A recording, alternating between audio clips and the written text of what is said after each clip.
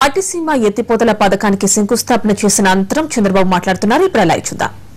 ఉండే సభ్యులకి 10,000 రూపాయలు చొప్పున ఆర్థిక సహాయం చేసే బాధ్యత తీసుకుంటాను. ఆ మధ్యలో వడ్డీ కట్టకపోతే ఆ వడ్డీ కూడా ప్రభుత్వమే కడతామని చెప్పి కూడా నేను మీకు తెలియజేస్తున్నాను. అదే మరిగా పేదవాళ్ళ కోసం మీరు చూస్తే 200 రూపాయల పెన్షన్ని 1000 రూపాయలు చేశాం. 500 రూపాయలు ఉండే వికలాంగుల పెన్షన్ని 1500 చేశాం. నెలకు 450 కోట్లంటే దగ్గర 5,500 కోట్లు ఖర్చు పెట్టే పరిస్థితి వచ్చింది. మొన్న సంక్రాంతికి పేదవాళ్ళు కూడా అందరితో సమానంగా పండుగ చేసుకోవాలని సంక్రాంతి కానుకిచ్చాం. ఏప్రిల్ నుంచి 4 కేజీల బియ్యం బదులు 5 కేజీలు ఇస్తున్నాం. 20 కేజీల నియంత్రణ లేదు. ఎంతమంది ఇంట్లో ఉంటే అంతమందికి 5 కేజీలు చొప్పున 7 మంది ఉంటే 35 కేజీలు బియ్యం ఇచ్చే బాధ్యత ఈ ప్రభుత్వం తీసుకుంటున్నామని చెప్పి కూడా నేను మీకు తెలియజేస్తున్నాను. నేను ఒక పక్క సంక్షేమానికి పెద్దపీట వేస్తున్నాం.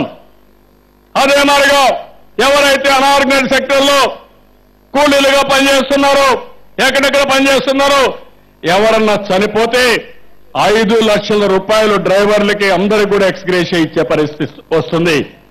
అదే మరి ఇంకో పక్క ఎన్టీఆర్ వైద్య సేవ కింద 2,50,000 రూపాయలు, అంతేకాకుండా మొత్తం ఒక 100 అదనంగా ఏ రోగాలైతున్నాయో అవన్నీ కూడా దీంట్లో తీసుకొచ్చే పరిస్థితి వచ్చింది. ఒక పక్క సంక్షేమ కార్యక్రమాలు చేస్తున్నాం, ఇంకొక పక్క అభివృద్ధి కార్యక్రమాలకు పెద్దపీట వేశాం. కేంద్ర ప్రభుత్వం ఏదైతే విభజన చట్టంలో పెట్టారో అవన్నీ తేవడానికి ప్రయత్నం చేశాం. మొన్నైతే విశాఖపట్నంలో ఐఐఎంకు ఫౌండేషన్ వేశాం. నిన్న తిరుపతిలో ఐఐటి, ఐజర్ 2 కూడా ఫౌండేషన్ వేశాం. తొందరలోనే ఎన్ఐటికి వెస్ట్ గోదావరి జిల్లాలో ఫౌండేషన్ వేస్తాం.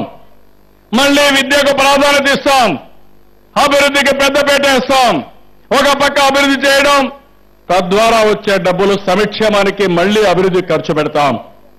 నేను ఒకటే ఆలోచిస్తున్నాను, పేదవాళ్ళు ఆనందంగా ఉండాలి, రైతులు ఆనందంగా ఉండాలి, మీ కళ్ళలో వెలుగు చూడాలని, అవసరమైతే మీ కష్టాన్ని నా భుజస్కంధాలమైన మొయ్యాలనే ఉద్దేశంతోనే నేను ముందుకు పోతున్నాను తప్ప ఇంకోటి కాదని చెప్పి కూడా నేను మీకు తెలియజేస్తున్నా. మామూలుగా విభజన జరిగిన తర్వాత మామూలు వ్యక్తులైతే భయపడిపోయేవాళ్ళు. ఎందుకంటే ఒక పక్క ఆర్థిక ఇబ్బందులు, కేంద్రానికి కూడా ఆర్థిక ఇబ్బందులు ఉన్నాయి. కాంగ్రెస్ పార్టీ చేసినటువంటి చౌక మారిన పనుల వల్ల, అవినీతి వల్ల మొత్తం దేశం అంతా ప్రతిష్ట పాలైంది. మన రాష్ట్రానికైతే ఇంకా ఎక్కువ నష్టం చేసే పరిస్థితికి వచ్చారు.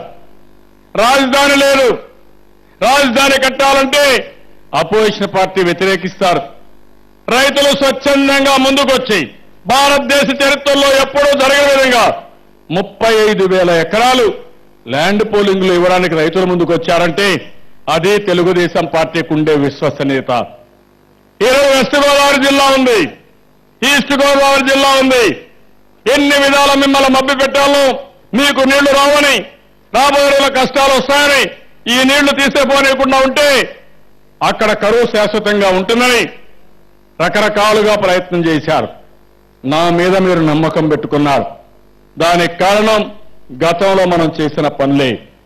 ఈ సంవత్సరం నీటి ఎద్దడి ఉందంటే సీలేరులో ముందుగానే ఆలోచించి దగ్గర 40 టీఎంసీ నీళ్లు, 40 నుంచి 50 టీఎంసీ నీళ్లు తీసుకొచ్చాం.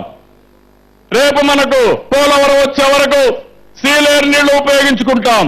పోలవరం వచ్చిన తర్వాత పోలవరం నీళ్లు ఉంటాయి, సీలేరులో ఉంటాయి. ఈస్ట్ గోదావరి, వెస్ట్ గోదావరి జిల్లా సస్యశ్యామలం అవుతుంది. పంటలకు నీటి సమస్య ఉండదని మరొక